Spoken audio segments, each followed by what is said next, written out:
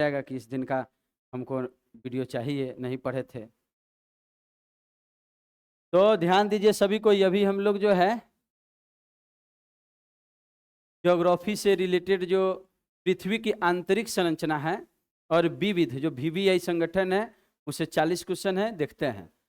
पृथ्वी का औसत घनत्व कितना है? तो पृथ्वी का कहा जा रहा है यहाँ पर औसत घनत्व कितनी है? कितना है पृथ्वी का औसत घनत्व? 0.7 ग्राम पर सेंटीमीटर क्यूब कि 2 औसत घनत्व पृथ्वी के बताना है, कितना है बताइए तो। 0.7 ग्राम, 0.5 ग्राम, 2.5 ग्राम, 5 ग्राम पर सेंटीमीटर क्यूब। तो क्या आंसर होगा इसका? 5 ग्राम पर सेंटीमीटर क्यूब औसत। वही कहता कि क्रस्ट का कितना है, तो कहते 2.7 ग्राम पर सेंटीमीटर क्यूब। मेंटल का तो 3.5 से 5.5। वही कहा जाता कि बताइए क्रोड का कितना, तो 13 ग्राम पर सेंटीमीटर क्यूब, याद है ना। लेकिन पृथ्वी का कहेंगे तो कितना, 5 ग्राम पर सेंटीमीटर क्यूब। और सबसे हल्का ग्रह शनि के कितना, 0.7 ग्राम पर सेंटीमीटर। इस शनि का औसत घनत्व है जो सबसे हल्का है, पानी से भी। पानी का 1 ग्राम पर सेंटीमीटर क्यूब है। पृथ्वी का सबसे ऊपरी भाग को क्या कहा जाता है? तो सबसे ऊपरी भाग को भूपर्पट्टी कहते हैं, भूपर्पट्टी। और मध्य भाग को मेंटल, और सबसे अंदरूनी भाग को क्रोड। 0 से 34 किलोमीटर भूपर्पट्टी, 34 से 2900 मेंटल, 2900 से 6371 क्रोड। तो सबसे ऊपरी भाग कौन हो जाएगा? भूपर्पट्टी। इस भूपर्पट्टी पर सर्वाधिक मात्रा में कौन सा तत्व विद्यमान है? सबसे ज्यादा कौन सा तत्व विद्यमान है इस भूपर्पट्टी पर? तो बताइए इसका आंसर क्या हो जाएगा? इस भूपर्पट्टी पर सर्वाधिक मात्रा में कौन सा तत्व विद्यमान है? तो क्या बोलिएगा, बोलिए। सिलिकॉन, ऑक्सीजन, एल्यूमिनियम, लोहा। कहा जा रहा है कौन सा तत्व, तो तत्व कहेगा तो कौन हो जाएगा? ऑक्सीजन। ये कितना है बताइए तो? 46.67, इसे 60 भी आप मानिए, तो 46.67% कौन सी है बोलिए तो? ऑक्सीजन।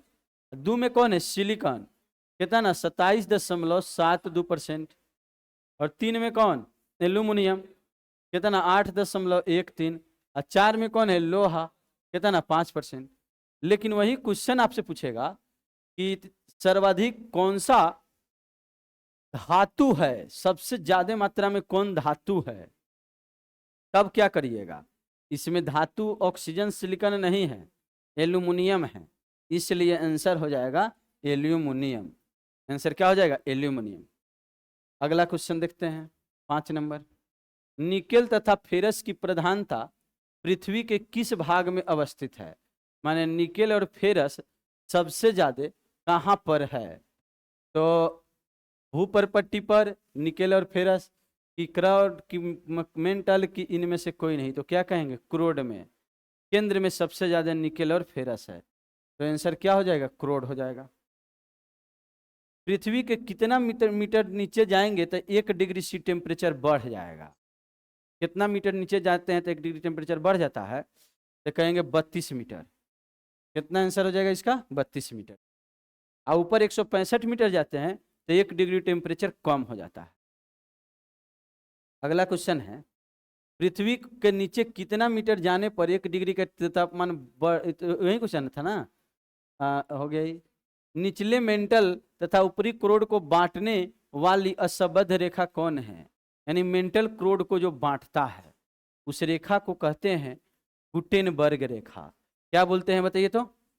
गुटेनबर्ग। और बाकी सब याद है ना?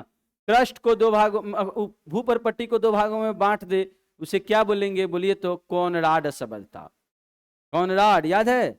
और अगर कहें में जो ऊपरी भाग जिसे कहते हैं हम लोग भूपर्पट्टी, जिसे क्रस्ट कहते हैं, तो क्रस्ट को मेंटल से बांट दे उसे क्या कहते हैं? अच्छा, वो जो गुटेनबर्ग था ना, वो मेंटल को क्रोड से बांटने वाला कौन था? क्वेश्चन भी था वही, उसको कहते थे कौन सी? गुटेनबर्ग। ये क्वेश्चन है कि मेंटल तथा ऊपरी क्रोड को बांटने वाला, ठीक है गुटेनबर्ग तो हो गया। हम दोबारा डिवीजन कर रहे थे कि क्रस्ट जो है भूपर्पट्टी को 2 भागों में बांट देता है तो कौन कहते हैं? कोनराड। और क्रस्ट को मेंटल से बांट दे उसे कौन सी रेखा कहते हैं? मोहोविसिक, याद है ना। और मेंटल को दो भाग में बांट दे, रेपेटी, क्या बोलेंगे? रेपेटी। सब कोई कल आए थे ना। और अगर कहें मेंटल को और क्रोड को बांटने वाली रेखा, तभी पढ़े गुटेनबर्ग, और क्रोड को दो भाग में बांटने वाला लेहमैन। 5 गो रेखा पढ़े थे। पृथ्वी के कुल आयतन का 83% सबसे ज्यादा कौन सी है? भूपर पट्टी है कि मेंटल है कि क्रोड है? बताइए तो 83% आयतन है किसका? मेंटल का सबसे ज्यादा, जो 34 से 2900 किलोमीटर तक है। किस वैज्ञानिक ने पृथ्वी की आकृति को एक नारंगी समान बताया कि नारंगी है पृथ्वी? ये बात को कौन बोला है बताइए तो? Pythagoras, James gene, Isaac Newton की स्टेफनी। तो कहेंगे कौन? Isaac Newton. जबकि पाइथागोरस गोल बोला था और जेम्स जीन जो है नाशपाती बोला था। लेहमैन असंबद्ध किसको दो भागों में बांटता है? लेहमैन असंबद्ध रेखा अभी पढ़े हम लोग कि लेहमैन लोहा वाला, निकेल लोहा क्रोड में पाया जाता है, तो क्रोड को दो भागों में बांटता है लेहमैन असंबद्धता। तो पढ़ भी लिए। पृथ्वी की उत्तरी गोलार्ध में जल प्रतिशत कितना है? ऊपर में जल प्रतिशत 61% है और 39% स्थल है। जबकि नीचे कहते जल कितना है तो 81% बोलते दक्षिणी गोलार्ध में। तो आंसर 61%। अगला क्वेश्चन है, कनाडा की कोस्ट रेंज किस चट्टान का उदाहरण है? कनाडा का कोस्ट रेंज बताइए। और फिर पढ़े थे हम लोग इदाहो यूएसए का, और कोस्ट रेंज कनाडा का, दोनों किसका उदाहरण है? लेपोलिथ, लेकोलिथ, बैथोलिथ, फैकोलिथ। तो क्या बोलेंगे? बैथोलिथ का। कनाडा का कोस्ट रेंज और इदाहो कहाँ के? यूएसए के। किसका उदाहरण हो जाएगा? बैथोलिथ चट्टान। ये सब कल पढ़े थे, फिर आज पढ़ेंगे, इसका टेस्ट कल होगा, ठीक है ना। तो घर पर पढ़ के आइएगा, विविध याद करके आइएगा। पृथ्वी पर अवस्थित सबसे गहरा गर्त कौन है? तो यह जो है टुंडा गर्त तो हिंद महासागर की सबसे गहरी गर्त है, और मिंडनाओ भी प्रशांत महासागर में है, और ये रोम से अटलांटिक में है, लेकिन सबसे गहरा गर्त है मेरियाना गर्त। आंसर हो जाएगा 11,022 मीटर। कौन? मेरियाना गर्त। झारखंड में 14 में, झारखंड में कोडरमा क्षेत्र किस प्रकार के अग्नि चट्टान के लिए विश्व प्रसिद्ध है? कोडरमा पैगमाटाइट की, डायोराइट की, सर्पेंटाइन की, ग्रेनाइट? तो क्या बोलेंगे? पैगमाटाइट चट्टान के लिए। और अभ्रक मिश्रण वाला जो है यह मिश्रण वाला खनिज है, माने तो किसी तत्व के रूप में नहीं है। याद रखना, अभ्रक उत्पादन विश्व में 1 नंबर में कौन है? भारत है। और कोडरमा झारखंड का प्रसिद्ध है। किस प्रकार के अग्नि चट्टान में लोहा अधिक पाया जाता है? कौन अग्नि चट्टान में लोहा सबसे ज्यादा है? ग्रेनाइट में, सर्पेंटाइन में, बेसाल्ट में, पैगमाटाइट में? तो कहेंगे कौन? बताइए तो। बेसाल्ट में लोहा की मात्रा सबसे ज्यादा होती है, जो अग्नि चट्टान का उदाहरण है। निश का कयांतरण होता है किसका? निश से कयांतरित चट्टान है तो किसका रूपांतरण होता है? तो निश बनता है। तो पढ़े थे ग्रेनाइट का रूपांतरण होगा तो निश में कन्वर्ट हो जाएगा। साइनाइट निश में, बेसाल्ट सिस्ट में, और बिटुमिनस कोयला का पढ़े थे हम लोग ग्रेफाइट में। इतनी बातें क्लियर है ना। निश नामक कयांतरित चट्टान किसका रूपांतरण भाग है? अब निश नामक कयांतरित चट्टान, दोनों सेम क्वेश्चन है क्या? सेम क्वेश्चन है ना। अच्छा, 16 2 बार मतलब ही डला गया है, चलिए ठीक है, आप लोगों में नहीं होगा, है ना। चलिए 17 में, जब मैग्मा लहरदार आकृति में जमता है तो निम्न में से कौन सी आकृति कहलाती है? लहरदार तो फेंकते थे पोखरा में जो है पत्थर वगैरह, तब लहरदार आकृति बनता था, तो कहेंगे कौन सी? फैकोलिथ। आंसर हो जाएगा फैकोलिथ। बाकी जानते हैं बैथोलिथ गुंबद के आकार का होगा, लेकोलिथ छतरी नुमा आकार में होगा, आरी के आकार में लेपोलिथ होगा। याद है ना सब किन्हीं को? तो याद भी करना है। ग्रेबो नाम के अग्नि चट्टान का रूपांतरण ग्रेबो किसमें बदल जाता है जब रूपांतरित होता है? तो यह सर्पेंटाइन में बदल जाता है। किसमें बदल जाता है? सर्पेंटाइन में। अगला क्वेश्चन है, सिलिका तथा एल्युमिनियम नामक रसायन की प्रधानता किसमें होती है? सिलिका SiO2, एल्युमिनियम पाया जाता है। बोलिए ऑप्शन है स्पेशल, डायोराइट, पेग्माटाइट, ग्रेनाइट। क्या होगा आंसर? बोलिए तो। इसका आंसर क्या हो जाएगा? ग्रेनाइट में जो जो आंसर चेके हैं वो जो लिखे हैं वो बोलिएगा। अगला क्वेश्चन है इसका लास्ट, जब मैग्मा किसी लंबवत दरार में जमता है लंबवत रूप से तो उसको क्या बोलते हैं? क्या चेक किए हैं बताइए? सीट की, डाई की, सील की, बैथोलिथ? तो डाइक हो जाएगा आंसर इसका। अब हम लोग विविध में जो पढ़े थे उसको देखिए। 1 जनवरी 1995 को स्थापित विश्व व्यापार संगठन का मुख्यालय कहां पर है? जेनेवा में है। विश्व WTO का मुख्यालय जेनेवा। वर्तमान में WTO का महानिदेशक कौन है? नगोंजी ओकोंजी इवेला। नगोंजी ओकोंजी इवेला। नगोंजी ओकोंजी इवेला। चलिए अगला है, इसमें वर्तमान में WTO सदस्यों की कुल संख्या कितनी है? वर्ल्ड ट्रेड ऑर्गेनाइजेशन में कितना अभी पढ़े हैं? 166 है WTO में कुल सदस्यों की संख्या। और विश्व व्यापार संगठन का पहला मंत्री स्तरीय सम्मेलन कहाँ हुआ था? विश्व व्यापार संगठन का पहला मंत्री स्तरीय सम्मेलन मलावी में कि सिंगापुर में कि न्यूयॉर्क में कि पेरिस में? बोलिए तो ये हो जाएगा आंसर इसका। कौन सी? सिंगापुर। सिंगापुर में कब हुआ था?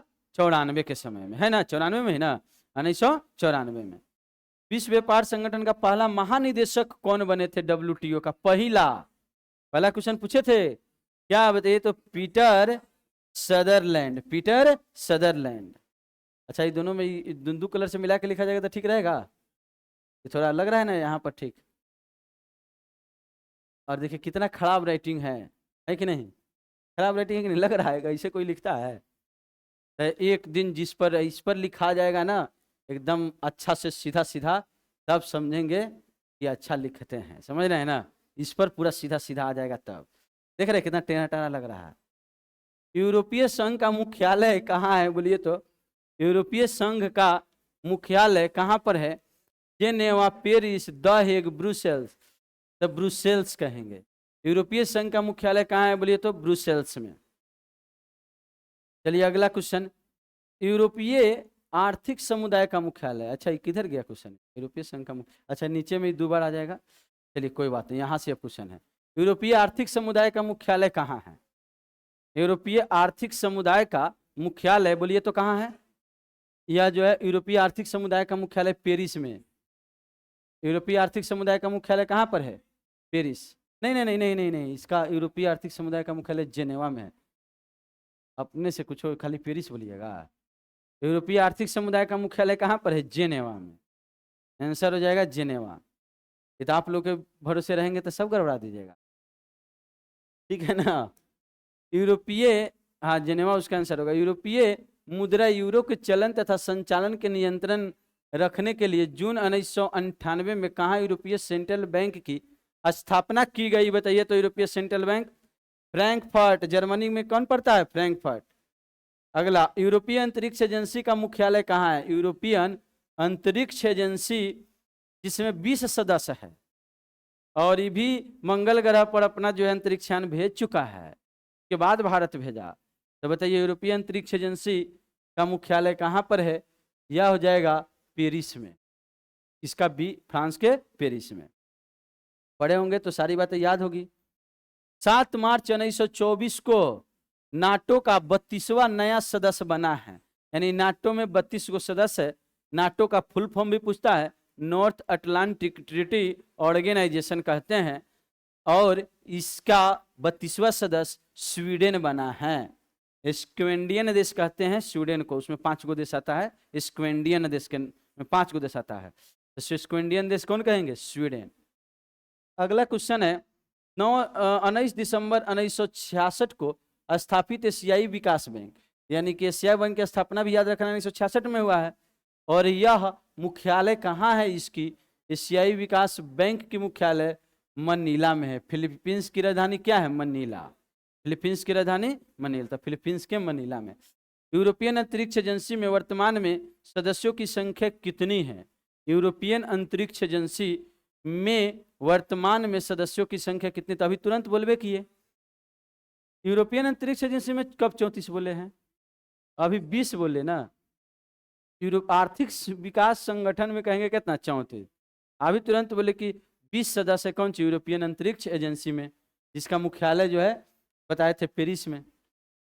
हाँ, इसमें कहेंगे आर्थिक विकास सहयोग संगठन में तो 34 गो है, लेकिन क्वेश्चन बाद में होगा, तो पहले अभी आ जाइए।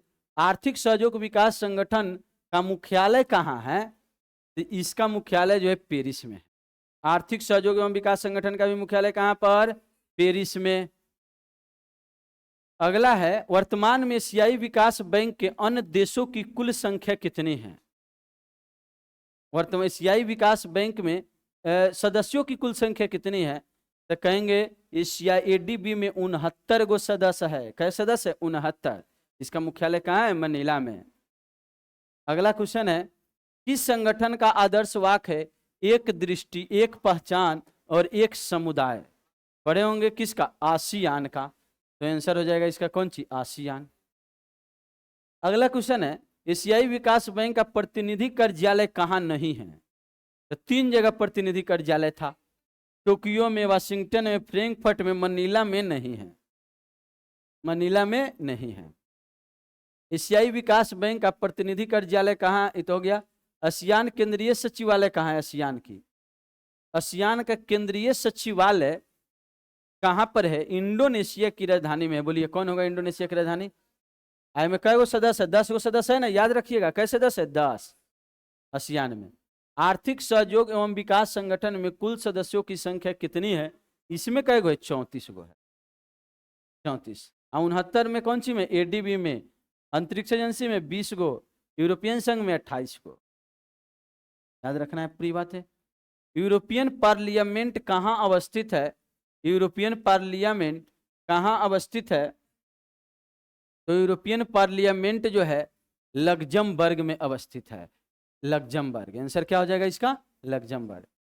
अच्छा एक minute, European parliament, European parliament Luxembourg, ठीक है, और ये भी लग्जमबर्ग होगा। The court of justice of European communities का मुख्यालय कहाँ पर है, बोलिए तो, लग्जमबर्ग। इसका भी है ना लग्जमबर्ग, तो इसका भी Luxembourg. The court of justice of the European communities का मुख्यालय कहाँ पर है, लग्जमबर्ग। लग्जमबर्ग एगो देश है, छोटा सा देश है, बहुत छोटा, जो कि किसके किसके बीच है, फ्रांस और स्पेन के बीच में, एकदम छोटा सा देश है लग्जमबर्ग यूरोप का। तो इस तरीका से कंप्लीट हुआ। अब आगे हम लोग पढ़ते हैं, स्थल मंडल पढ़ रहे हैं, जिसमें जाने हैं कि 71% स्थल है इस पृथ्वी पर, 29% जल है, जिसमें से 71% स्थल, 29% जल है। क्लियर है, 71% 29% जल, 71% जल है, 29% स्थल। जल, स्थल और जल का अनुपात 3:7। उत्तरी गोलार्ध में लेकिन स्थल थोड़ा बढ़ गया है, यानी 39%, 29 से कितना हो गया, 39। तो जल कितना बच जाएगा, 61। तो उत्तरी गोलार्ध में जल 61% है, और दक्षिणी गोलार्ध में 81%। कितना परसेंट है, 81। पृथ्वी के सबसे अधिकतम ऊंचाई कौन है, बोलिए तो माउंट एवरेस्ट। सबसे अधिकतम गहराई कौन है, मेरियाना गर्त। और अधिकतम गहराई जो है, अंतर दोनों को निकाल देंगे तो कितना, 20 किलोमीटर। और ये फिर कहते कि याद कर लेना है, मोटाई 40 और अपेक्षाकृत पतली 12 से 20। चट्टान 3 प्रकार का होता है, जो आग निकला ऊपर में जम गया तो अग्नेय चट्टान। 5 गो उदाहरण अग्नेय चट्टान के कम से कम याद, ग्रेनाइट, बेसाल्ट, पेग्माटाइट, डायोराइट, ग्रेबो। याद है ना सबकी निको। अग्नेय चट्टान जो है में खनिज तत्व ज्यादा पाया जाता है, लोहा, सोना, चांदी, एल्यूमिनियम, ये सब कहेंगे खनिज किसमें पाए जाते हैं, तो कह देंगे अग्नेय चट्टान में पाए जाते हैं। किसमें पाए जाते हैं, अग्नेय चट्टान में। ग्रेनाइट कौन कौन सी के बनल है, तो सिलिका और एल्यूमिनियम का। सब कल पर है, जल्दी जल्दी रिवीजन पहले कर लेना है।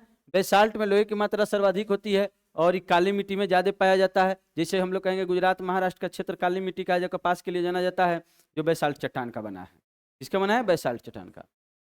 अग्नेय चट्टानी पिंड कौन है, तो देख लीजिए। फिर हम लोग पढ़े कि पेग्माटाइट जो अग्नेय चट्टान है, ये झारखंड के कोडरमा में पाया जाता है और इसमें अभ्रा का भंडार पाया जाता है।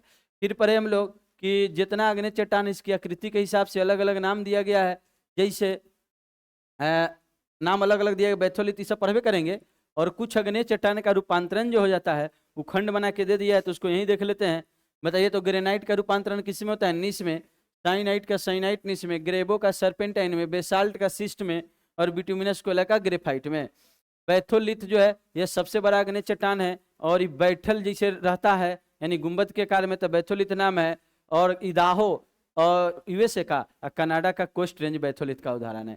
अगर 100 वर्ग किलोमीटर का बैथोलिथ हो जाए तो स्टॉक कहते हैं। लेकोलिथ के बारे में पढ़े हम लोग, गुंबदकार आकार में, ऊपर में इसे रहेगा, ऊपर में जाकर गुंबद आकार में हो जाएगा छाता के रूप में, तो उसे क्या बोल देंगे, लैको। ऊपर में देखेंगे तो कौन चीज, लैकोलिथ। ध्यान दीजिए, अगर बातें करें लैकोलिथ के बाद लेपोलिथ पढ़े, जब मैग्मा जम करके लेपोलिथ आरी के आकार में आ जाए, आरी के आकार में, समझ रहे हैं ना, तो उसको हम लोग क्या बोल देंगे, लेपोलिथ। और फिर फैकोलिथ, एकदम पानी में फेंकते हैं तो एकदम लहरदार आकृति में आ जाता है, तो उसको क्या बोल देते हैं, फैकोलिथ। और सील कहे थे कि जो लंबवत रूप में ऊपर में आयत के रूप में रहे, पूरा एकदम इस रूप में, घनाभ के रूप में, आयत के रूप में, तो उसको क्या बोल देंगे, सील कहेंगे। और 1 मीटर का सील रहेगा तो क्या बोलेंगे, सीट कहेंगे। और लंबवत रूप में रहेगा तो उसे क्या बोलेंगे, डाइक। पढ़े थे लंबवत दरार के रूप में, क्वेश्चन भी था डाइक। अब यहां से हम लोग को पढ़ना है, तो ध्यान दीजिए। और सादी चट्टान, कोई भी अग्नेय चट्टान पर जब वर्षा होगी और ऊपर का लेयर जब वर्षा होती है तो ऊपर में जहां बादल बनता है तो शुद्ध पानी होता है, लेकिन जब वायुमंडल में आता है तो हवा में रहता है सल्फर डाइऑक्साइड, नाइट्रस ऑक्साइड, उससे मिलके अम्लीय हो जाता है जल, यानी जल का पीएच मान 7 से कम हो जाता है। और जब शुद्ध रहता है, बादल बना रहता है तो 7 रहता है, तो अम्लीय हो गया। अब वो अम्ल चट्टान पर, अग्नेय चट्टान जो गर्म तरल मैग्मा के जमने से बना है, वो ठोस था, बहुत मजबूत था, लेकिन उसको उस पर पड़ा अम्लीय जल, तो उसको धीरे धीरे रिएक्शन करे लगा वह अम्ल, और रिएक्शन करते करते कई सालों में उसके लेयर को कमजोर कर दिया। और फिर जब बारिश के कण टकराएंगे तो टूट जाएगा, कमजोर हो जाएगा, तो और बारिश के जल के साथ बह करके कहीं जाके जमा होने लगेगा। ये कई सालों से ये प्रोसेस चलेंगे, और वह लेयर पर लेयर बनते हुए परत दर परत एक चट्टान बन जाएगा, उसे परतदार चट्टान कहेंगे। और इसी परतदार को चूंकि अवसाद से बना है तो अवसादी चट्टान कहते हैं। तल को छाट छाट के बनाया है तो तल छठी चट्टान कहते हैं। तो 3 नाम हो जाएगा, अवसादी, चल छठी और परतदार चट्टान। तो यह परतदार, अवसादी और तलछटी चट्टान में जीवाश्म खनिज इसमें पाया जाता है। कहेंगे एक बिटुमिनस छोड़ दीजिए तो कोयला पूरा भाग, और पेट्रोलियम कहेंगे किस प्रकार के चट्टान में पाए जाते हैं, तो अवसादी चट्टान में, अग्नेय चट्टान में नहीं। और कोयला का 4 रूप है। एक है कोयला का 4 रूप हम लोग जानते हैं, सबसे अधिक कार्बन की मात्रा वाला एंथ्रासाइट, और 70% 90 से 95%, और 70% वाला हो गया 70% वाला बिटुमिनस, और 60% वाला लिग्नाइट, भूरा कोयला कहेंगे, और 50-55% वाला पीट कोयला, सबसे घटिया कोयला, हरा कोयला। किसे, पीट कोयला को कहते हैं। इसमें कार्बन की मात्रा कम होगी तो इसका ऊष्मीय मान कम होगा। फिर जो कुछ अवसादी चट्टान है जिसका रूपांतरण हो जाता है, यानी रूपांतरित चट्टान बन जाता है, यानी कयांतरित चट्टान बन जाता है, यानी परिवर्तित चट्टान बन जाता है। तीनों का नाम एक ही है।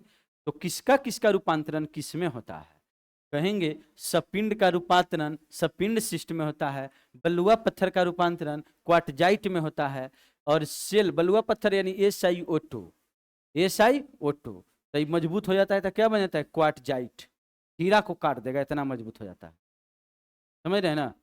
और सेल का रूपांतरण किस में, सलेट में। चूना पत्थर का रूपांतरण किस में, संगमरमर। CaCO3 चूना पत्थर का भी सूत्र, और CaCO3 संगमरमर का भी सूत्र। तो रासायनिक सूत्र वही रहेगा, बस उसकी बनावट बदल जाएगी। रसायन वही है, बस बनावट बदल गया, ठीक है ना। अब कलम से ही है, कोई लिख रहा है, कोई लिखेगा तो अच्छा लग रहा है कि नहीं।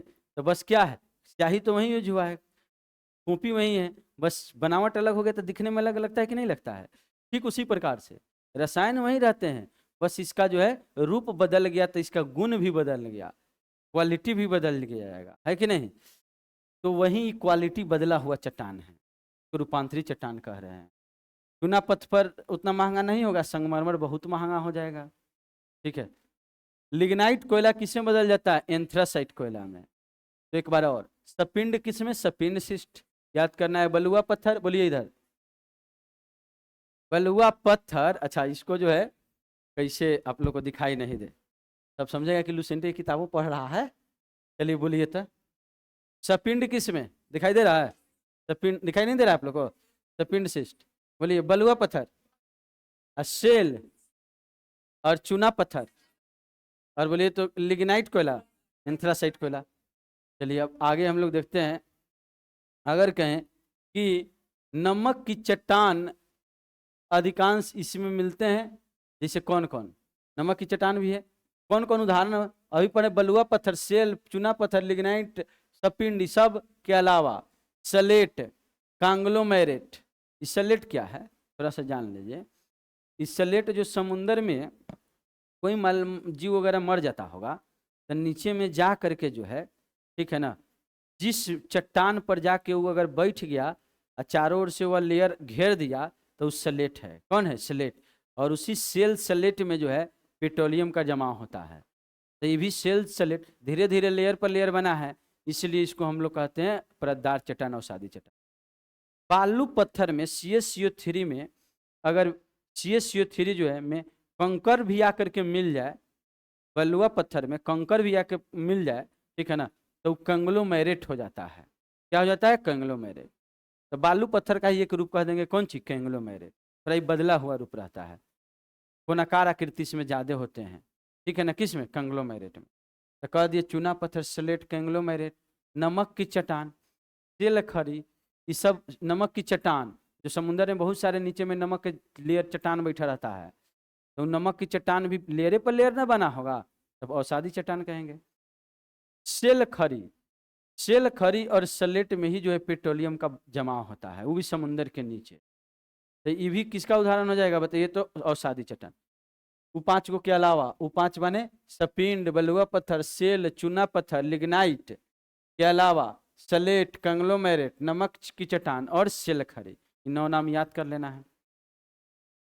अवसादी चट्टान परतदार चट्टान है, ठीक है ना, और इसको हम लोग तलछटी चट्टान भी कहते हैं। तीनों नाम याद करना है, अवसादी, परतदार और तलछटी।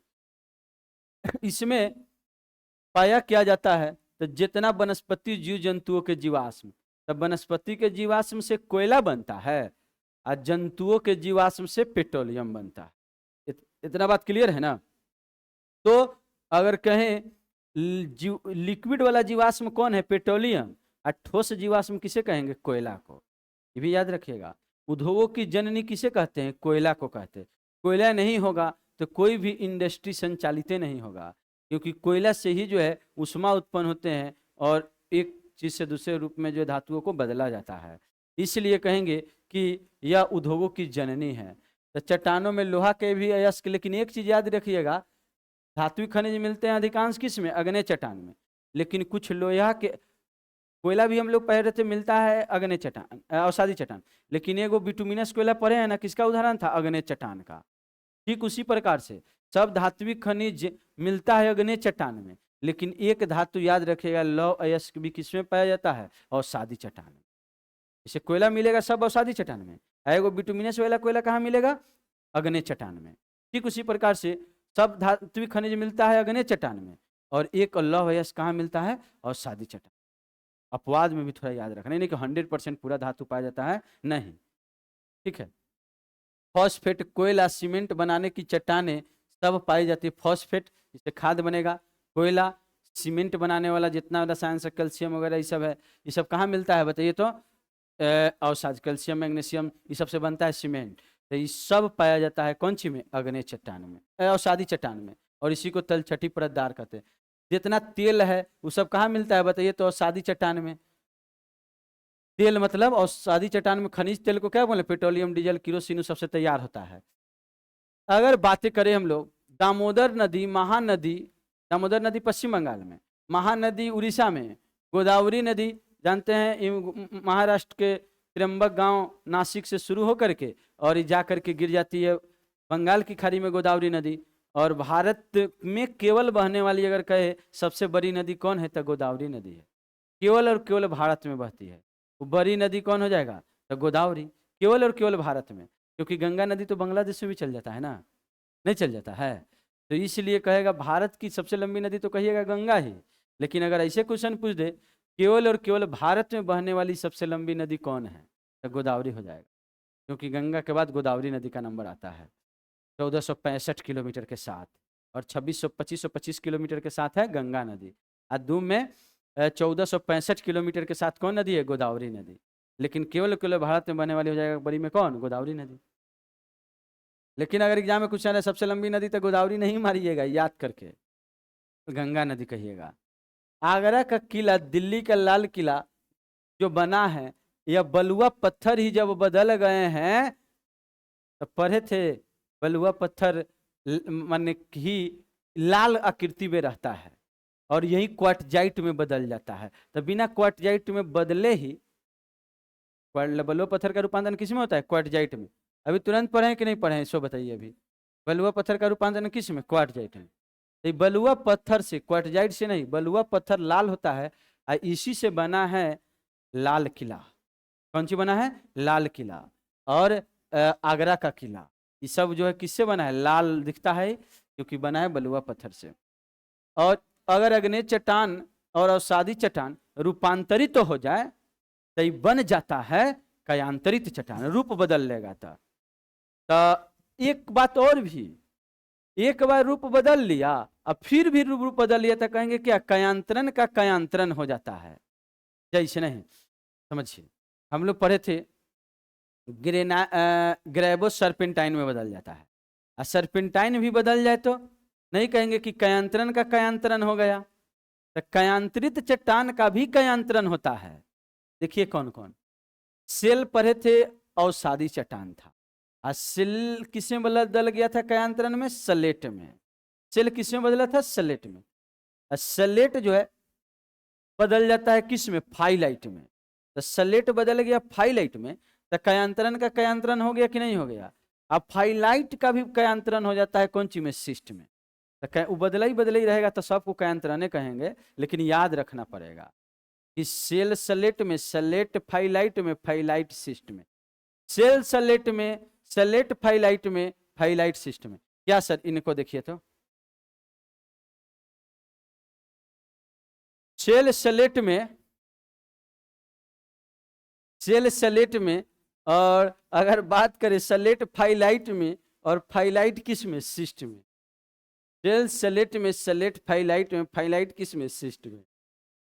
चलिए तो अब देखते हैं हम लोग कि सब जो है रूपांतरित चट्टान, कयांतरित चट्टान पर है। और सलेट, संगमरमर, नाई, सिस्ट सब कहेंगे रूपांतरित चट्टान है। विश्व के प्राचीनतम सेल, सबसे पुराना चट्टान ऑस्ट्रेलिया में मिला है। दुनिया का सबसे पुराना चट्टान कहाँ पाया गया है, ऑस्ट्रेलिया में। याद रखना है, सारे कल क्वेश्चन होंगे। दुनिया का सबसे पुराना चट्टान कहाँ मिला है, ऑस्ट्रेलिया में। 430 करोड़ वर्ष पुराना, जबकि पृथ्वी बनबे किया है 460 करोड़ वर्ष पहले। तो पृथ्वी बना तो एक बार थोड़ी आग वगैरह निकला होगा, चट्टान बन गया होगा। सब पहले एक रूप में इधर उधर था। चट्टान का रूप पहला लिया ऑस्ट्रेलिया में, और 30 करोड़ साल बाद तुरंत बन गया पृथ्वी के। 460 करोड़ वर्ष पहले पृथ्वी बनबे किया, और उसके 30 करोड़ वर्ष बाद बन गया ऑस्ट्रेलिया में वो चट्टान। यानी 430 करोड़ वर्ष पहले, 460 करोड़ वर्ष पहले पृथ्वी बना, अभी से कहेंगे पृथ्वी बनने के 30 करोड़ साल बाद, यानी 460 के बाद कहेंगे तो कितना, 430 करोड़ वर्ष पहले बना है कौन, ऑस्ट्रेलिया का चट्टान। माने 30 करोड़ साल बाद कह देंगे। नहीं समझ में आया बात, नहीं बात है समझ। 460 करोड़ कहेंगे कि पृथ्वी का निर्माण हुआ है, और 430 करोड़ वर्ष पहले बना है यह ऑस्ट्रेलिया का चट्टान। तो नहीं कहेंगे पृथ्वी के बनने से 30 करोड़ बाद बना, पहले जब कह रहे हैं तो बीसी ना हो जाएगा। चलिए तो अब हम लोग कहते हैं कि चट्टान के अध्ययन को कहते हैं पेट्रोलॉजी। ये बात कहीं नहीं मिलेगा, ये पहला बार लिखा गया इस किताब में। चट्टान के अध्ययन को क्या कहते हैं, चट्टान के अध्ययन को पेट्रोलॉजी, और जीवाश्म के अध्ययन को पैलिडियोलॉजी। क्या कहेंगे बोलिए तो, पैलिडियोलॉजी, जीवाश्म के अध्ययन। और चट्टान के अध्ययन को कह देते हैं पेट्रोलॉजी। चलिए इतनी बातें याद रखना है। अब ज्वालामुखी हम लोग पढ़ना शुरू करते हैं। तो ज्वालामुखी वोल्केनो पढ़ें, पृथ्वी के नीचे ताप दाब इतना ऊपर में वेट है कि बढ़ता है ज़्यादा, तो अंदर के पदार्थ जो है प्रेशर ज़्यादा महसूस करता है और ऊपर की ओर निकलना चाहता है। तो अंदर में जब प्रेशर अगर ज़्यादा बनेगा, ठीक है ना, तो इसको लेकर के वो बाहर निकलना चाहेगा। ठीक है, तो यह जहाँ लेयर देखता है कमजोर है, ठीक है ना, पृथ्वी के सतह के ऊपर में हर जगह लेयर मजबूत नहीं है, तो जहाँ लेयर कमजोर रहता है तुरंत उसको भेद करके ऊपर की ओर निकले लगता है गर्म तरल मैग्मा। और ऊपर में निकल रहा है तो मैग्मा है, और जब वो फैले लगता है तो उसे लावा कहते हैं। अनिर्मित चट्टान को अग्नि चट्टान कहते हैं। तो इस क्रिया को कहते हैं ज्वालामुखी। अंदर से गर्म तरल पदार्थों का ऊपर की ओर निकलना ज्वालामुखी की क्रिया कहलाता है। और पदार्थ निकलता है तो उसे निकलता है जो मटेरियल, उसे मैग्मा कहते हैं। और जब वो अंदर में से निकला है तो पहले ऊपर में कुछ दूर तक सीधे ही से निकलेगा, फिर तब फैलेगा। क्या फैलेगा? क्या कि नीचे में टेम्परेचर था, दबले था उसको, और ऊपर में थोड़ा जो इसको फैलने का जगह मिला, प्रेशर कम बना तो फैल रहा है। बात समझ रहे ना? ये नहीं कहेंगे कि ठंडा है इसीलिए फैल रहा है। ठंडा होता तो सिकुड़ता। हाँ, सही बात है कि ठंडा भी नीचे से ऊपर में ज्यादा है। नीचे से ऊपर में क्या ठंडा मिला, लेकिन उसके कारण तो सिकुड़ता। वो फैल इसलिए रहा है कि प्रेशर ज्यादा है, तो वो ठंडा का कोनो असर नहीं कर पा रहा है। ठीक है ना? हाँ, वही थोड़ा देर में जब फैल जाएगा, ठीक है ना, तो फिर जब ठंडा होगा तो धीरे धीरे वो बैठे लगेगा, छोटा होने लगेगा। बात समझ में आया कि नहीं है? तो इस तरीके की क्रिया होती है ज्वालामुखी की क्रिया। जहाँ ज्वालामुखी जब वो निकल रहा है तो देखिए शुरू में इसे होगा, अब बाद में फैले लगेगा तो कप की आकृति में आ जाएगा। शुरू में इस रूप में, बाद में इसे फैले लगा तो किस आकृति में आ गया? कप की आकृति में। तो जो ऊपर वाला भाग जितना फैल गया, बड़का कप हो गया, उसे क्रेटर कहेंगे। क्या बोलेंगे? बोलिए तो क्रेटर। कप की आकृति के ऊपर वाला मुख के भाग को, ऊपर वाला ऐसे आ रहा था, ऊपर वाला भाग को क्या बोलेंगे? क्रेटर। इधर वाला भाग क्रेटर नहीं तो ऊपर आ रहा है यहाँ तक, और ऊपर ही फैल गया तो इसको क्या बोले? कप की आकृति में आ गया। कप की आकृति लग रहा है कि नहीं लग रहा है? किप की आकृति कहिए तो इसको कहेंगे कौन सी? क्रेटर। ऊपरा वाला भाग के बाहर में उड़ा हुआ लावा शीघ्र ही, जो ऊपर जो पहले मैग्मा हुआ फैल गया तो कह दिए लावा, और लावा जम जाएगा तो शीघ्र ही ठंडा हो जाता है और छोटे छोटे टुकड़ों में बदल जाता है। जब जब एक बड़ा चट्टान न बना, छोटा छोटा टुकड़ा के रूप में अलग अलग जमा हो गया, तो छोटे छोटे टुकड़ों को सिंडर कहते हैं। क्या बोलते हैं? माने अंदर के गर्म तरल मैग्मा निकला, एक के रूप में ना होकर छोटा छोटा टुकड़ा में कन्वर्ट हो गया, तो उसको क्या बोलेंगे? सिंडर। और याद रखिएगा, ज्वालामुखी जब विस्फोट होता है ना, तो ज्वालामुखी में ऑक्सीजन नहीं रहता है। सबसे बड़ी बात कि ज्वालामुखी जब विस्फोट होता है तो उसमें कौन सा गैस नहीं रहता है? ऑक्सीजन नहीं रहता है। रहता तो और आग लगा देता बहुत ज्यादा। समझ रहे ना? ऑक्सीजन नहीं रहता। ऑक्सीजन आग लगाने में सहायता करता है, ऑक्सीजन नहीं रहता, याद रखना है। सबसे ज्यादा जलवाष्प रहते हैं, पानी गर्म रहता है बहुत ज्यादा। सबसे ज्यादा सबसे ज्यादा क्या रहता है बोलिए तो? गैस के वाष्प सबसे ज्यादा, ऑक्सीजन नहीं रहता है। और पहले अश्रु की उत्पत्ति ज्वालामुखी के उद्गार के समान ही होता है। और ध्यान दीजिए, और जो वह बूंद के रूप में जो जल के कण जब ज्वालामुखी के उद्गार के समय जो निकलता है, तो छोटे छोटे जल के बूंदों को पहले अश्रु कहते हैं। क्या बोलते हैं बोलिए तो? पहले अश्रु कहते हैं। और टुकड़ा बन जाता है तो उसे सिंडर कहते हैं। ऊपर वाला कप की आकृति को क्रेटर कहते हैं। इतनी ना बात पर है इसमें। और ऑक्सीजन नहीं रहता है, सबसे ज्यादा जलवाष्प रहता है। सक्रिय ज्वालामुखी के उद्गार के आधार पर 3 भागों में बांटा गया है। एक सक्रिय ज्वालामुखी, जो हमेशा आग धुआं निकल रहा है, थोड़ा थोड़ा निकल ही रहा है, तो उसे क्या बोलेंगे? उस क्षेत्र को सक्रिय ज्वालामुखी। और 2 साल पहले निकला, अब नहीं निकला, फिर 2-4 साल में निकलता है, 5-5 साल रुक रुक के निकलता है जिस जगह से, तो उसको कह देते हैं निंद्रित ज्वालामुखी। अभी सोया है, और जो सोया है वो जगेगा, प्राण थोड़ा ही निकल गया है। सो गया आदमी को, आदमी मर जाता तो बहुत अच्छा लगता, अच्छा होता। आपको लग रहा है कि नहीं? सोए रह के आज थोड़ा भी तकलीफ नहीं होता, आदमी मर जाता, देखो शरीर के तकलीफ होता, तो वो अच्छा बात है कि सोले सोले आदमी तो को तकलीफ नहीं हो और जगबे न करे। लेकिन प्राण आसानी से नहीं निकलता है। थोड़ा सा देखते हैं किवारी वगैरह में आपका पैर दबा जाएगा और कोई खोलेगा, उसी में आपका बीच में दबा गया है, तो कितना चिल्लाते हैं? चिल्लाते कि नहीं चिल्लाते हैं? और दाबते चले, कितना चिल्लाते हैं, फिर भी प्राण निकलता है क्या? नहीं। तो जब प्राण जिसका भी निकलता है उससे ज्यादा, माने कि समझिए कि आधा घंटा, समझिए ना कि 1.5 घंटा तक जोर से दबले है किसी को केवाड़ी में और खूब चिल्ला रहा है, तब उससे ज्यादा कष्ट होता है प्राण निकलने में किसी का भी। इसलिए इस दुनिया में आए हैं तो उस तो समस्या के अब सामना करना पड़ेगा सबके। तो इसके पहले जब इतना झेलिएगा तो कुछ दुनिया में कुछ कर लीजिए, क्योंकि उस सबके झेले के है। तब प्राण निकलता है और मर जाता है, उसके बाद वो आता नहीं है, वो कैसे बताएगा तकलीफ? अगर वास्तव में अगर वो आके बताता कोई मरा हुआ आदमी कि कितना तकलीफ हुआ है, वो कहता कि कौनो दुनिया में मत आना। बात समझ रहे हैं ना? जरूरी बात को बोलेगा कि जितना आप जितना कुछ कर सब दुनिया में झेलें, लेकिन उस दुख के सामने, उस तरफ के सामने ये सब बेकार है। इसलिए कहने का मतलब भी है कि तो सब अब तो आ गए हैं तो मरना तो सबको है, उसे तो कोई भाग नहीं सकते हैं।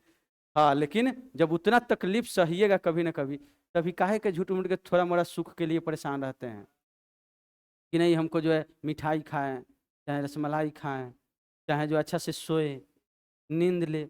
अरे सबके तकलीफ में जाए के है, बहुत झेले के है सबके। इसीलिए जब उतना झेलना ही है तो कष्ट झेल के कुछ बड़ा आदमी काहे नहीं बन जाए। बात समझ में आ रहा है कि नहीं समझ में आ रहा? तो ध्यान दीजिए, अगर बातें करें हम लोग, इसलिए सुख के पीछे नहीं भागना है। वो कितनों सुख झेलिएगा, चाहे वो गरीब हो, भिखारी हो, चाहे मुकेश अंबानी हो, सबके उतना जो है झेले के है। तो आप ध्यान दीजिए, तो दुनिया में सारा आदमी एक समान है कि नहीं? एक समान है। सक्रिय ज्वालामुखी की बात करते हैं तो जो सोया है वो जगेगा, कहे कि अभी प्राण निकल रही है। तो अगर बातें करें, इसको कहते हैं निंद्रित ज्वालामुखी, इसको कहते हैं सुसुप्त ज्वालामुखी। और क्या बोलेंगे? बोलिए तो सुसुप्त ज्वालामुखी। और एक हो गया सक्रिय ज्वालामुखी, एक सुसुप्त चाहे निंद्रित, एक जो प्राण निकल गया, शांत हो गया, पूरा तरफ तरफ के एक एक रोआ से प्राण निकला है, तड़पा है, ठीक है, तब वो शांत हो गया, अब वो कभी नहीं जगेगा, आत्मा निकल गई है। तो इसी ज्वालामुखी को कहते हैं मृत ज्वालामुखी, शांत ज्वालामुखी, जहाँ कभी भविष्य में उद्गार होगा ही नहीं। तो आप बातें ध्यान दीजिए, अब तीनों को हम लोग नाम याद करना है। 20 को 15 को ज्वालामुखी का नाम पढ़ लेंगे, कहानी खत्म हो जाएगा ज्वालामुखी का। तो सबसे पहले यह सक्रिय ज्वालामुखी जो हमेशा उद्गार होते रहते हैं, 500 ज्वालामुखी है। ऐसा कै गो ज्वालामुखी है? 500। कैसे ज्वालामुखी है? बोलिए तो 500। इसमें से कुछ प्रमुख, इटली का एटना, कौन कौन याद करना है, अभी तुरंत याद करेंगे इसको। इटली का एटना, इटली में कौन ज्वालामुखी है? बोलिए तो एटना ज्वालामुखी, इटली में एटना। और उसी इटली के एटना, जहाँ इटली है वो भूमध्य सागर में अवस्थित है, भूमध्य सागर में, मेडिटेरियन सी में। तो उसी मेडिटेरियन सी में इटली का ये टापू है सिसली। क्या नाम है? बोलिए तो सिसली।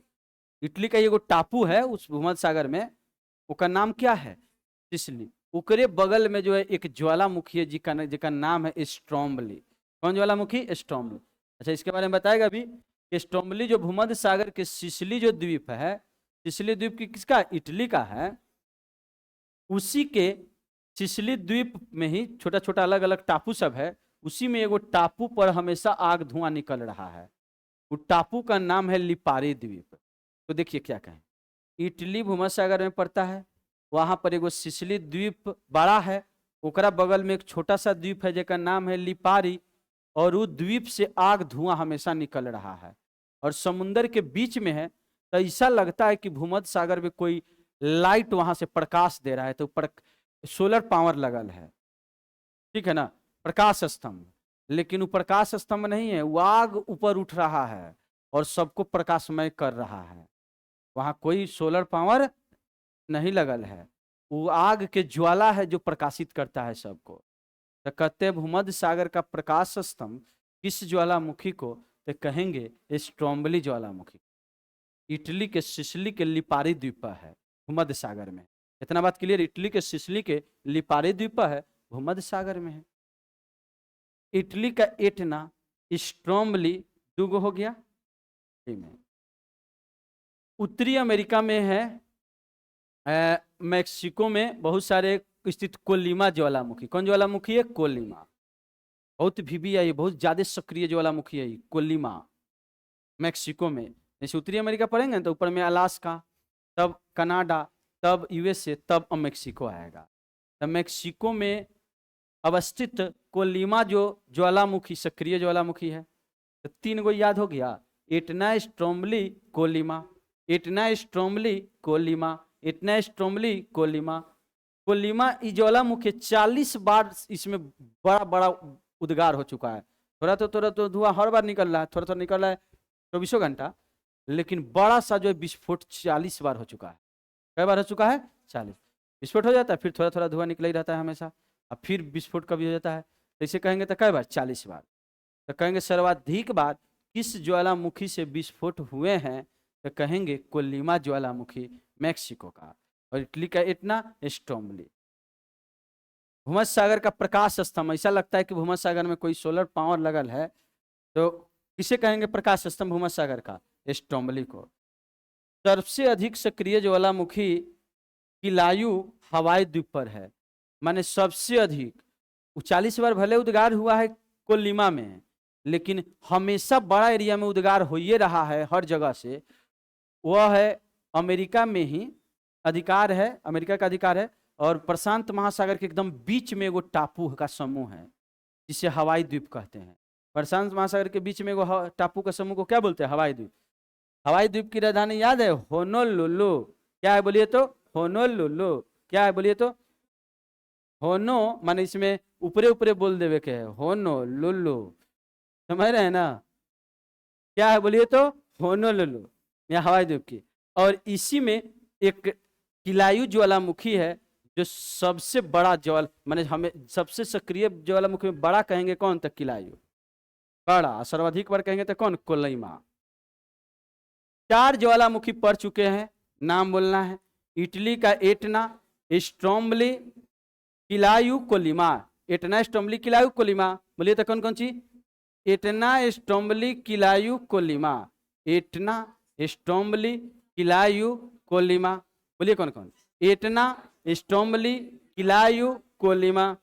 चलिए अब आगे हम लोग देखते हैं, बातों को समझते हैं। अब प्रसुप्त ज्वालामुखी 4 गो पढ़ चुके हैं। अब वैसी ज्वालामुखी जो 2-2, 4-4 साल पर उद्गार होता है उसे निंद्रित ज्वालामुखी या प्रसुप्त ज्वालामुखी कहते हैं। और यह जो है इटली में ही एगो जगह है विसुयस, भूमध्य सागर में पड़ता है इटली, तो उसी में इटली का एगो विसुयस जगह है, टापू है, वहाँ ज्वालामुखी का नाम है विसुयस, जो कहाँ पर है? भूमध्य सागर का। ये किसका है? इटली का। ये टापू किसका है? इटली का। तो इटली के विसुयस जो भूमध्य सागर में है वो ज्वालामुखी हो गया, प्रसुप्त है। इंडोनेशिया में क्राकाटोआ, इंडोनेशिया में क्या कहेंगे? क्राकाटोआ। जानते हैं हम लोग कि सुमात्रा और जावा को जोड़े वाला जल संधि सुंडा जल संधि है। सुमात्रा को किससे जोड़ता है? जावा से। तो उसी सुंडा जल संधि में एगो टापू है, उसका नाम है क्राकाटोआ। क्या नाम है? क्राकाटोआ। उससे समय समय पर आग धुआं निकलता है, तो उसे क्राकाटोआ कह दिए, सुसुप्त है। तो कहेंगे इंडोनेशिया का क्राकाटोआ, अब भूमध्य सागर का विसुयस, और जापान का फ्यूजियामा। जापान में बोलिए तो कौन? फ्यूजियामा। तो जापान का फ्यूजियामा जो है सुसुप्त ज्वालामुखी है। और फिलीपींस का मेयन, सुसुप्त चाहे प्रसुप्त कहिए या निंद्रित कहिए, सेमे नाम है, सुसुप्त, प्रसुप्त चाहे निंद्रित। और फिलीपींस जहाँ मेरियाना गर्त है, याद है ना सब किन्हीं को? पढ़े थे मेरियाना गर्त एशिया में, फिलीपींस द्वीप समूह, फिलीपींस की राजधानी मनीला, एडीबी की राजधानी याद है? एशियाई डेवलपमेंट बैंक का मुख्यालय कहाँ पर है? मनीला में। आजे पढ़े हैं। तो यही फिलीपींस में एक जगह, एक ज्वालामुखी है जिसका नाम है मेयन। 4 पढ़ेंगे। तुम भूमध्य सागर का विसुयस, इंडोनेशिया का क्राकाटोआ, जापान का फ्यूजियामा, और ये फिलीपींस का मेयन।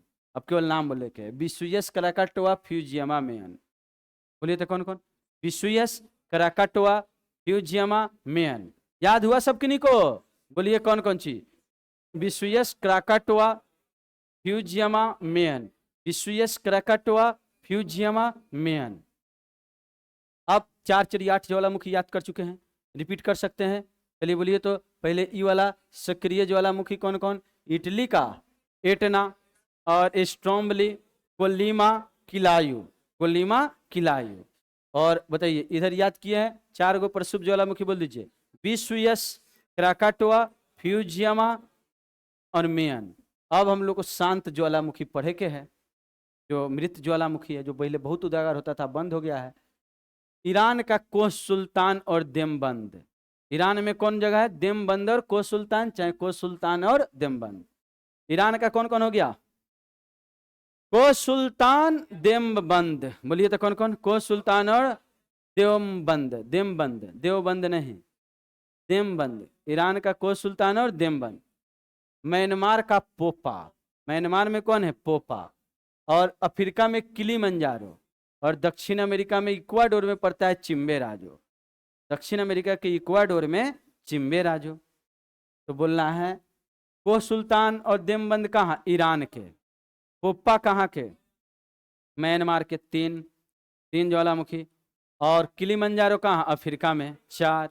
और चिम्बेराजो कहाँ? दक्षिण अमेरिका के इक्वाडोर में। याद रखना है, दक्षिण अमेरिका के कौन जगह में? इक्वाडोर में। दक्षिण अमेरिका के इक्वाडोर में, याद रख लेना है, लिख लेना है। दक्षिण अमेरिका के कौन? इक्वाडोर में ज्वालामुखी है, शांत ज्वालामुखी चिम्बेराजो। और इक्वाडोर की सबसे ऊंची बिंदु भी है चिम्बेराजो।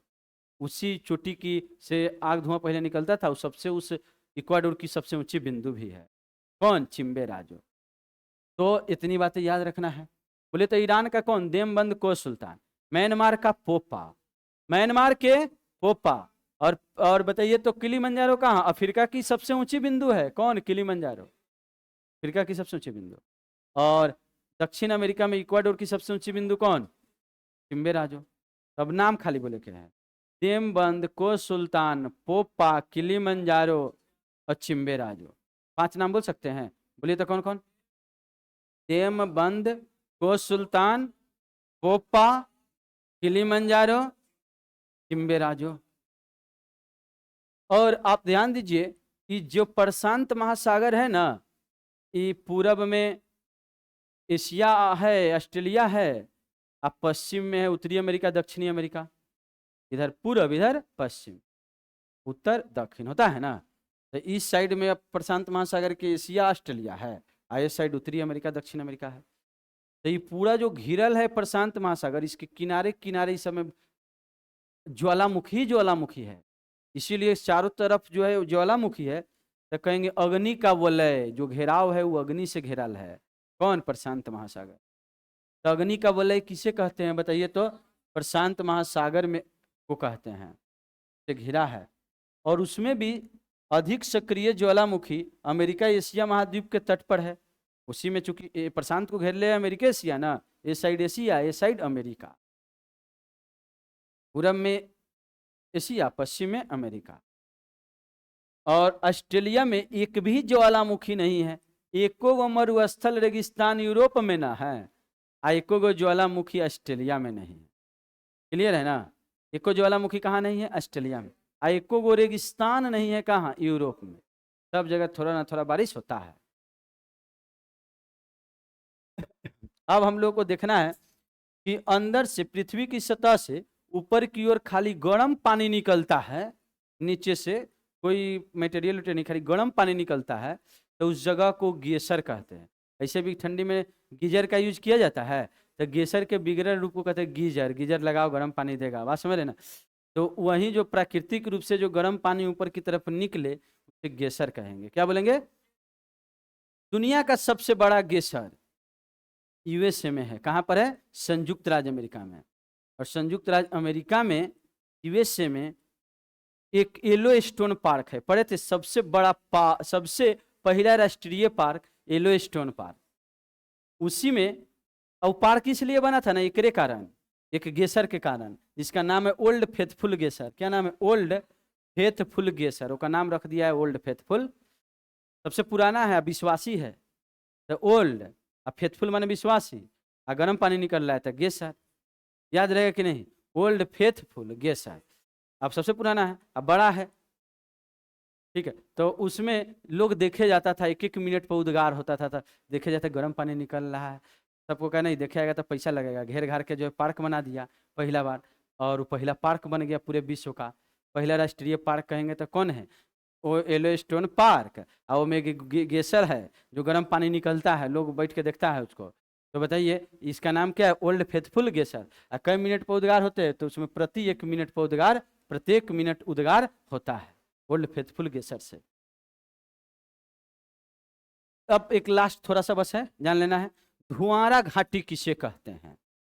तो जब खाली धुआं निकले, पानी नहीं, खाली क्या निकले? धुआं, तो उसे धुआंरा घाटी कहेंगे।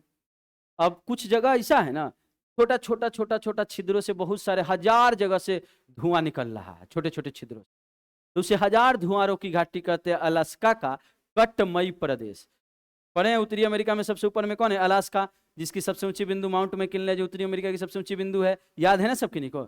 उसी अलास्का में एक धुआंरा घाटी, हजार गो छोटे छोटे छिद्रों से हमेशा धुआं निकल रहा है, ठीक है ना? तो उसे कहते हैं धुआंरा घाटी, हजार धुआंरों की घाटी। और वो कहाँ है? अलास्का के कटमई प्रदेश में। कटमई, बोलिए तो कौन? कटमई। तो देखिए वही है कि धुआंरा घाटी, जहां से धुआं खाली निकल ही रहता है, गैस निकल ही रहता है, और उसमें गंधक अगर उस धुआं में आ जाए तो वैसे धुआं को सुल्फतारा कहते हैं। अगर उस गैस के साथ साथ सल्फर भी निकले लगे तो वैसे निकल रहे धुआं को सल्फोतारा भी कहते हैं। तो सल्फोतारा एगो नाम हो गया, धुआं का अलग नाम जिसमें गंधक रहेगा। और अलास्का का कटमई प्रदेश में पर्वत जो है, कटमई पर्वत है। अलास्का में कौन पर्वत है? बोलिए तो कटमई पर्वत। तो प्रदेश को भी कटमई प्रदेश कहते हैं। और उससे हजार धुआंरों की घाटी कहते हैं, हजार जगह से धुआं निकलता है। आई पढ़े ना, तो ईरान का देमबंद को सुल्तान, तो वो जो भले अब विस्फोट नहीं होता लेकिन थोड़ा थोड़ा धुआं निकलता है, समझ रहे ना? इसलिए कहते देमबंद से नहीं, किससे? को सुल्तान से। तो को सुल्तान भी धुआंरा घाटी है। न्यूजीलैंड में प्लेंटी की खाड़ी में व्हाइट द्वीप, बहुत ज्यादा नहीं, न्यूजीलैंड में प्लेंटी की खाड़ी में व्हाइट द्वीप। कुक जल संधि कहाँ है? बता दीजिए सभी कोई। उत्तरी न्यूजीलैंड दक्षिणी न्यूजीलैंड को अलग करने वाला जल संधि कौन? कुक जल संधि।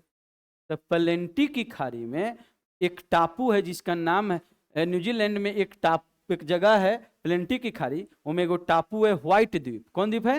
व्हाइट द्वीप। वहां से भी धुआं निकलता है, तो बहुत ज्यादा धुआं वाला नहीं है। एक को सुल्तान, एक पर लिए कटमई प्रदेश, और एक पर लिए व्हाइट द्वीप। ये क्या पर लिए? बोलिए तो व्हाइट द्वीप।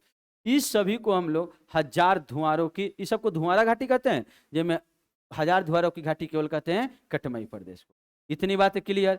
सबसे ऊंची ज्वालामुखी पर्वत कौन है? जो सबसे ऊंचा है वो पर्वत, ज्वाल आग धुआं हमेशा निकलता है, कोटोपैक्सी। अभी पढ़े ना, चिम्बे राजो इक्वाडोर में।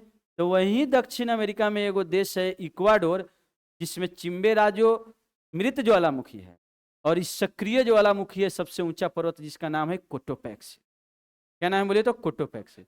बार बार पूछता है कि कोटोपैक्सी सबसे ऊंची सक्रिय ज्वालामुखी पर्वत कहाँ अवस्थित है? इक्वाडोर में। इक्वाडोर कहाँ है? दक्षिण अमेरिका में। तो याद रखना है, इक्वाडोर कहाँ पड़ता है? दक्षिण अमेरिका में।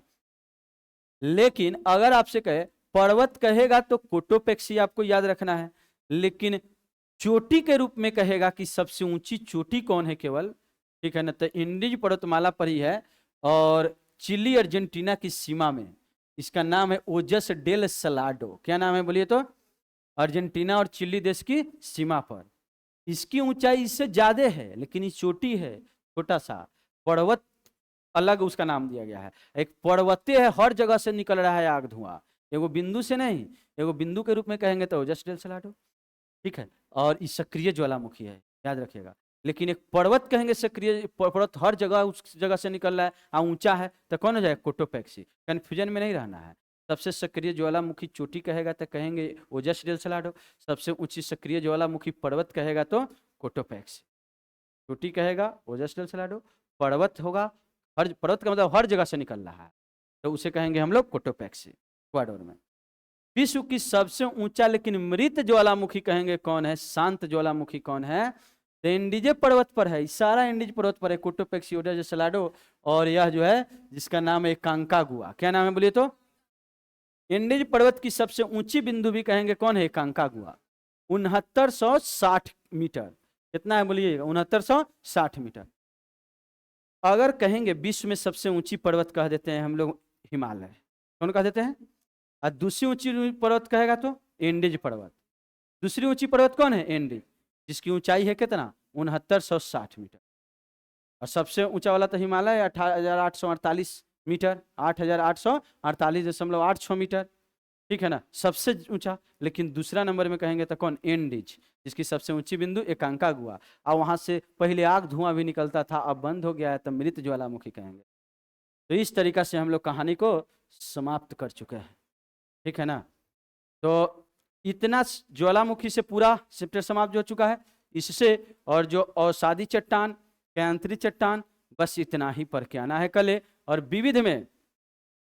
विविध में सभी कोई लुसेंट में याद करके आइएगा, ध्यान दीजिए सभी कोई, रोज विविध से 20 क्वेश्चन रहता है, तो उसमें याद करिएगा विश्व के प्रमुख संगठन और मुख्यालय 22वां चैप्टर 36 गो है, और संयुक्त राष्ट्र का अंतर्राष्ट्रीय वर्ष बस 2 गो, ज़्यादा एकदम टेंशन नहीं लेना है।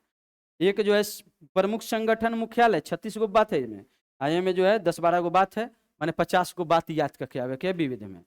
ये तो खत्म हो गया पूरा, नहीं अच्छा इसमें अभी बचा हुआ है क्या? तो इसको जो है कल का रहेगा, ये अभी दक्षिण एशियाई क्षेत्रीय, याद रखिए इसको, फिर से सुधारिए। अभी इसमें हम लोग पढ़े थे विश्व के प्रमुख संगठन में एशियान तक, तो जो बच गया 8, 9, 10, 11, 12, 13 राष्ट्रमंडल, 14 में गुट निरपेक्ष, 15 में राष्ट्र कुल, 16 में ब्रिक्स, और प्रमुख संगठन मुख्यालय 36 गो। क्या याद हो जाएगा ये भी? कि केवल इतना ही रहने दिया जाए? तो छोड़ देते हैं, केवल जो है 16 तक याद कर लीजिएगा, बस केवल यही। कल पढ़ेंगे हम लोग संगठन मुख्यालय, उतना कि याद करके आ जाए, हम देने के लिए दे दे, पूरा पढ़ के आ जाइए, पढ़वे नहीं करिए।